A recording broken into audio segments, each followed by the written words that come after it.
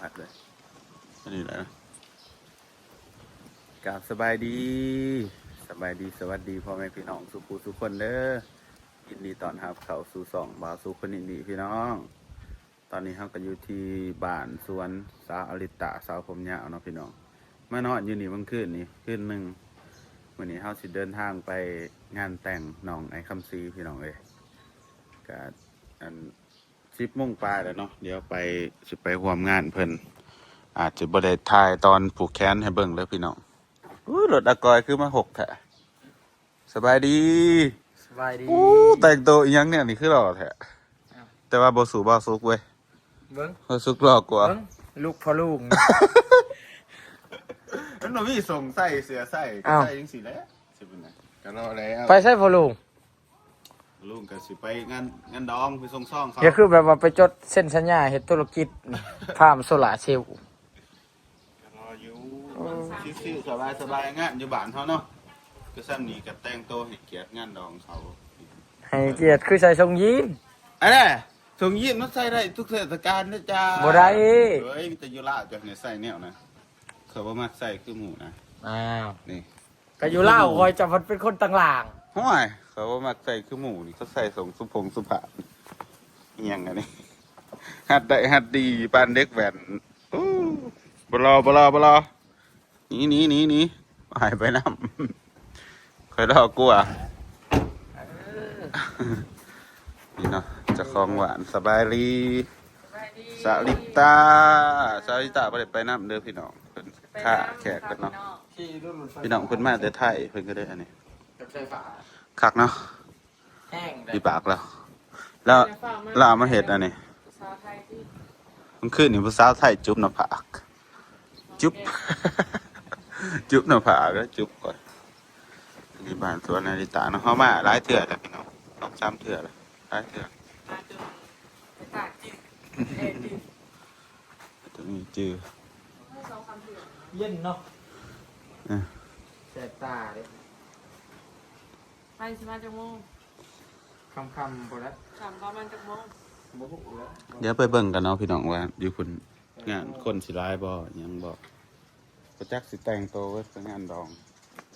บ่ค่อยได้ออกงานดองตะกี้แต่งได้แบบว่าใส่เสื้อสุภาพอะไรก็ส่งนั่นน่ะส่งนักเรียนน่ะ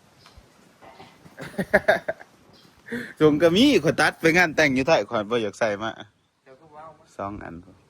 บ่อยากใส่มันสุภาพเกินเกิดมายังบ่เคยใส่เสื้อตัดจ้าเทื่อสมมุติมันสุภาพเกินก็ได้ว่าโอ้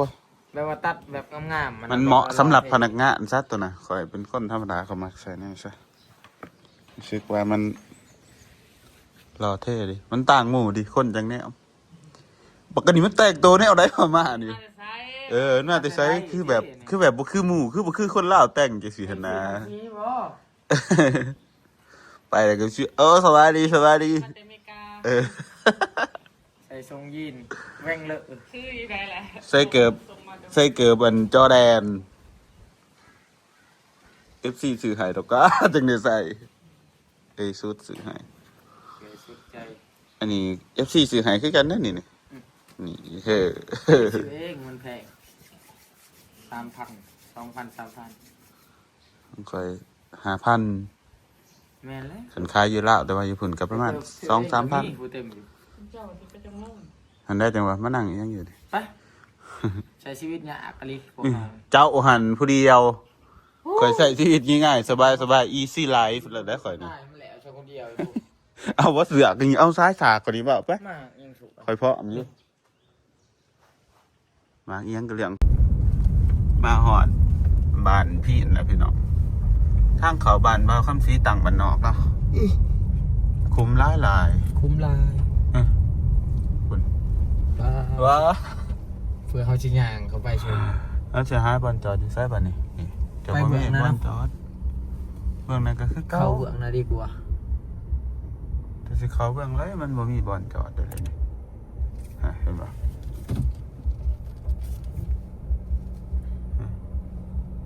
เป็นยังดอกผู้สาวจอดแถวนี้ก็หลายแล้วครับผู้ไปเข้าเบื้องนะเบื้องอะไรเบื้องผู้มันก็จะมีบ่อนจอดบ่เด้หัวหน้าก็ใครกูอันนี้มันใกล้เลยผู้เต้นอยู่ผู้ก็ย่างไปเบื้องนั้น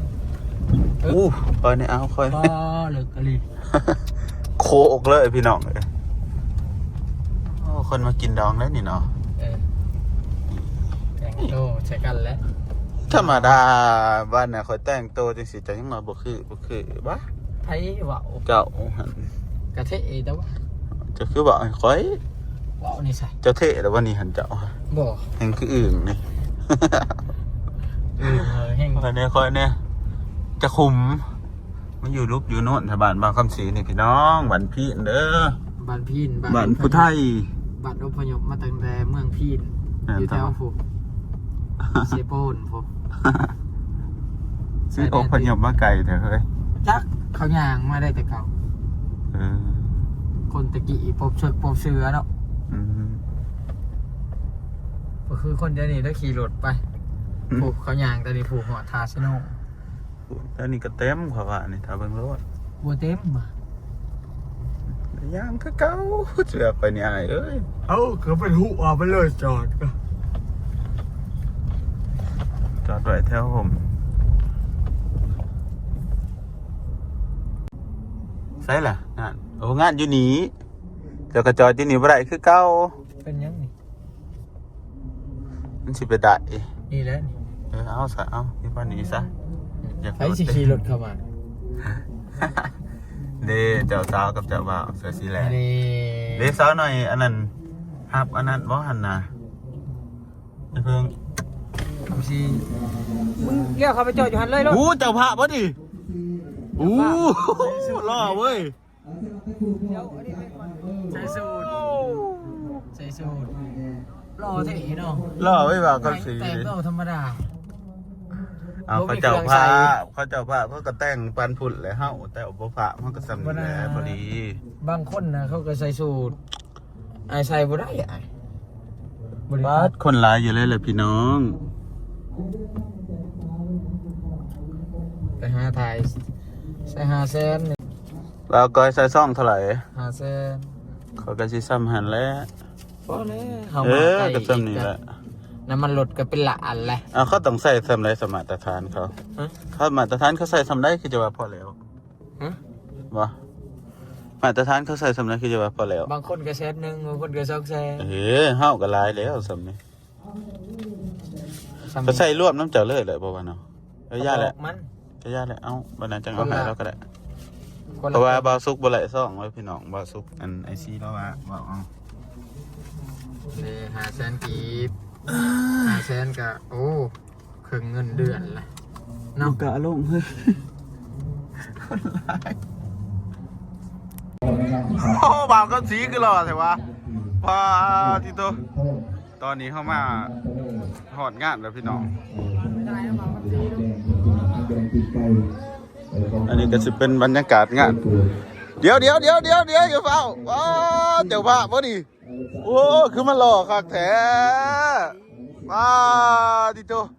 หล่อลีได้มือนี่นะ ก็รอคู่มือแล้ว ว่าแต่ละมือนะว่าหล่อเป็นไรโอ้ยจะได้สาวน้องพี่สุดตาเพิ่งละเพิ่งเฮ้ยคือส่งคอยนี่ไรว่าคือส่งคอยนี่ไรนี่เว้นรักส่งคอยมาใส่ ไม่เขามามันแดด โซ่ไปจากมวลน้ำติ๊บ มาสาวหน่อย เนาะ สาวหน่อยห้อยมี หลาย ระวังจ้า สอบตอนแรกไปสวยกันก็เป็นกิจกรรมแข่งวิธีของ อันนี้ นะครับ จะเป็นบรรยากาศงานเด้อพี่น้อง งานของดูของร้าน คนร้ายเติบเลย เนาะและการทั้งอนุกรรมการท่านก็จะจดมาเด้อบางเทื่อกับโคศกนี่ก็บ่ฮู้บ่ทั่วบ่ถึงกับบ่ว่ากัน กูขึ้นเลยไปอยู่ไกลแต่บ่ว่ากับสีผ้าว่าไปเป็นหนังหมดแล้วบัดนี้สาวหน่อยเป็นแผนกต้อนรับสบายดี โอ้ยยังงงยังเนี่ย แต่คนงามๆเนาะตอนรับเนาะ ส่วนตัว เมาแต่ว่ามือนี่เมาแต่ว่าเมาเนาะเมาแบบพัวซักเนาะ ได้ เอาซะโอ้ดีกว่าคนอื่นทำหน่อยก็ได้เนาะเอาไปนี่กันซะ ได้ซ่องมากที่มายืนอยู่นี่เลยพี่น้องยืนซ่องก่อนยืนซ่องเนาะจะมีเวทีข้างหน้าอันนี้คักเลยพี่น้องม่วน ยกแปด ใจหน่อยใจร้ายก็กินอิ่มซ้ำกันเบิด แต่เฮายังเป็นลมตีทั้งอากาศเลย คนร้ายบักร้ายพี่น้องเลยขี่รถมาเมื่อนี้งานดองมีประมาณโอ้สาวนาลีวะงามเนาะเออ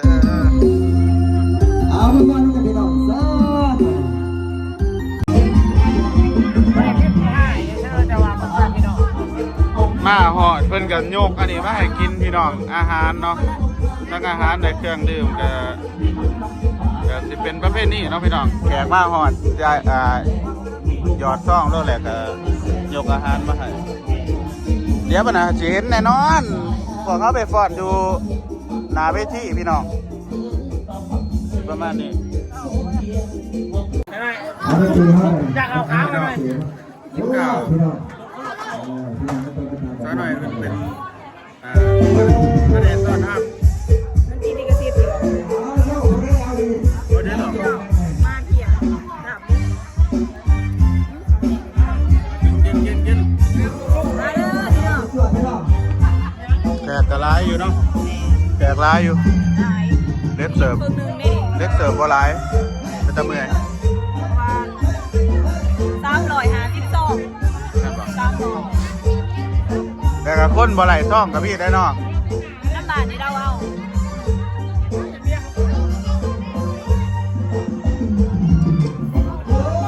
มาซุกกินกับบุญแซ่บ แถมน้ำหน่อยแล้วก็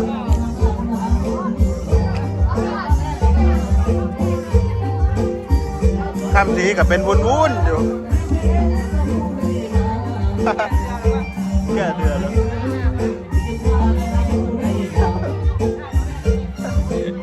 แต่อายเขาเนาะอายไหมเนาะเพื่อนเอาเองเนาะขอบใจตาหน่อย กินเปล่ากินข้าวเมา มือหนีม่วน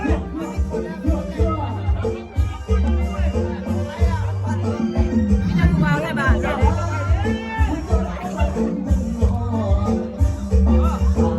กินข้าวก็ได้อพี่น้องผูกแขนนะ ใส่ก็เขา ฝ่ายก็ได้เนาะ นั่งนะ ยินดีนะบ้านสำคัญพี่น้องบ่าวคำสี บ่าวซุก ถ้ามีของว่าไอ้คำสีมีแต่หน้าลี่คนเดียวเลยเนาะมีน้อง ผูกแขนคอยหน่อยที่ เอาวันนี้ก็ต้องว่าจะมาอย่างงาน เอฟซีถามมามือใดสิเป็นงานของคำสี และสภาสังคม สาวหน่อยอยากได้เหรอบ่อยากแต่งไว้นี่แหละสาวหน่อยวะ ถึงยังหาเงินอยู่ หาเงินก่อนเนาะหาเงินสร้างอนาคตไปก่อน หาเงินซะก่อนพี่น้อง ยังติดผู้ดักอยู่เดี๋ยวพี่น้องน้องไอ้คำสีน้องติดเจ้าเลยเนาะน้องติดเดี๋ยวกับนาลี นาลีคนนึงน้องลา 3 คนไอ้สีเป็นไอ้กบเรียกว่า ท่านได้นอนแต่คืนพี่น้องแสบตาจนได้ คืออยู่ว่าท่านมีไฟนอนแขกกระไรอยู่พี่น้องเลยเดี๋ยวเขาก็มาซอยงานเพิ่นเฮาบ่มีซ่องไอ้เพิ่งมีซ่องแล้วก็ใส่ในซ่องไปไปบรรยากาศอยู่งานจะคนสิมาหลายเด้อโอเคเพิ่นไปต้อนรับแขกซะพี่น้อง เพิ่งไม่ได้ ซอยเพิ่น 1,000 บาทไอ้เพิ่งน้องน่ะเงินบ่มีพี่น้องงานบ่าวคำชี้จังสิซอยหลายๆ ไปที่เอากระสันไปนี่น้องแซ่บบักชุดกระสวย แล้วขันเอาภายใน2,000สหาสิซอย 10,000 เอาเงินมาละกันก็ กันเอากันภายใน2,000สหาสีซอย 10,000บ่มีกูก็สิหามาบ่ได้เงินสำเนาะโอ้ยตายเอ้ยยาแล้วซะบ่ได้ซับมีเงินสิเอามาให้ก็ยังบ่อยากได้อีกซะหน่อยบ่าวคำสี อะไรพี่น้องเด็ดต้องจัดรอบระวงให้เบาซุกก่อน เอ้ย ยูทูบเบอร์ทั้งปากเซ่ บ่ หอบจังไร เฮ็ดกันกินว่าเมาผู้ใดยามนะผู้ใด เซนอกเพื่อนนายหนึ่งเซ่คูมชุบ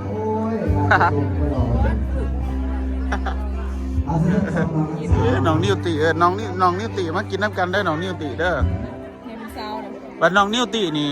ร้านบ่ ลูกระเบา ลูกกระเป๋าโอ้ยตัวนี้ติดดีกระติดได้อนี่นะ เรานนย่างเคยสิมี เรายัง เรามึงคงเรามึงคงบ่แซ่บเนาะเราย่างอยู่ปากเซ่ยก นี่ น้ กระเป๋าคำซีเอาเหล่าข้าวมาเห็น ำหับเด้หับ ไปกินบ่ไร บ่มีรีเจนทรงรีเจนซีว่าไอ้เพิ่มเนาะ นาทีเขาซื้อรีบมาเอาไว้ในหมู่มึงเอาเราเขามาตอนหักกูรักเงินแม่กูได้ต้องอันนี้10,000มันรีปี40น่ะ แต่ก้าวมันสิเป็นรีเจนซีแล้วบ่าวคำสีเดี๋ยวบ่ไหลเด้อ แล้วได้เลยอ่ะโทรไอ้เจ้ยมาก่อนฮัลโหลไอ้เจ้ยมาเคลียร์กันไปลาดบอกกันมาตกแต่งได้เลยกดย้อยไอ้เจ้ยยกบอกมึงเนาะยากเลยไงทำมาไม่ใช่จอกเลย เอาแบบให้เต้นไปก่อน นี่มาสุก เอาว่าเพิ่งให้ว่าเพิ่งเอาว่าเพิ่งก่อนสั่นโอ้ยอย่าสิไปหยินให้ผู้ตอกผู้ตา จะได้เข้ามือแล้วมึงอ่ะ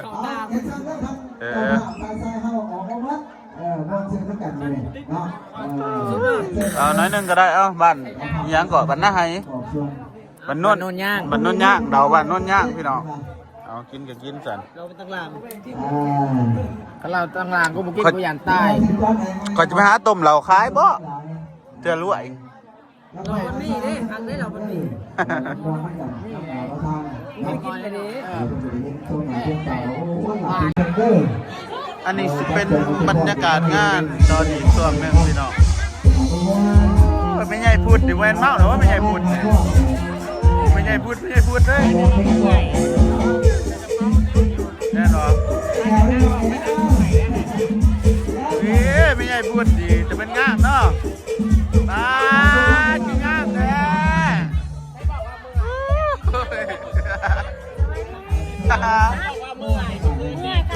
จะเป็นงามเนาะ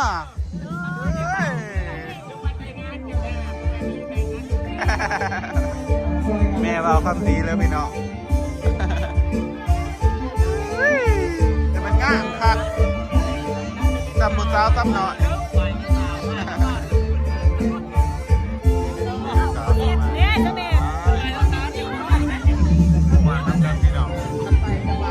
แล้วมันเอาไปได้ยอดเนื้อไป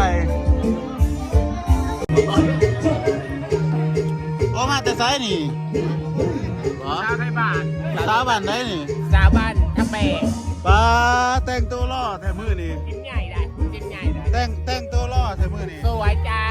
เอาบ่แม่นล่อบ่ จะเป็นเมียเจ้าอะไรเป็นเมียเจ้ายังไม่ได้ เจ๊จับไหมบ่ได้ทำไมลงยานลงยานเอง เจ๊ขาวมาเลยพี่น้องสบายดี สบายดี เจ๊ขาวเซโน เป็นที่ขาวเมียเบาซุกมาแล้ว เมียเบาสุด เมียเบาซุกปันตังล่าง เมียอีหยังขอเงินกับพวกไห้ โอ้ยได้กันก่อน ยืมใส่นะข้างใน ของปอมสิรักปดเอาก่อน เฮ้ยไม่รักบด เมาแล้วก็รักปดเอาก่อนจักบาทนี่เส้นตันเป็นตัน ด้านยัง บางลักหนักมัน สลึงเดียว ป้าพี่น้องเลยจักบาทเด้หั่นน่ะเพิ่นสิตัวเอาทองเพิ่นก่อนพี่น้องเลย ไปนอนใกล้แต่ตัวเอาก็ได้ รักปดเอา สีงามอยู่ เชื่อเดียวก็สิเอานะ มักเข้าซุกนะโดนทุกคนแต่เมื่อไรเมื่อสียอม ปดแต่คอยนี่คอยยอมเลยนี่ ไปเลย ปดมาก่อน ห้องก่อน ปดมาก่อนนะมา เอาอยู่ห้องขันบดแล้วก็ต้องบดอยู่ห้อง2 ไป บ่แล้วขยันจะตัวข่อยไปอันนั้นซื่อๆเนาะ กระยามวนน้ำกันเด้ บ่มักนะเฮ้ยบ่มักม่วน จะให้ผมมา อยากได้ท้องนะเดียวนี่นะ ไปเลยจังหวะการทอ อ้าวบ่ เดี๋ยวพี่น้องบรรยากาศเนาะม่วนอยู่เด้อพี่น้องเอ้ยเป็นหมอลำวงซาบะคีจักไผสิมาอีกนี่ยังมีคนสิมาอีกอยู่ติเล่นเป็นเล่นเหมือนกันนะ บ่ เล่นน้ำกา บ่โน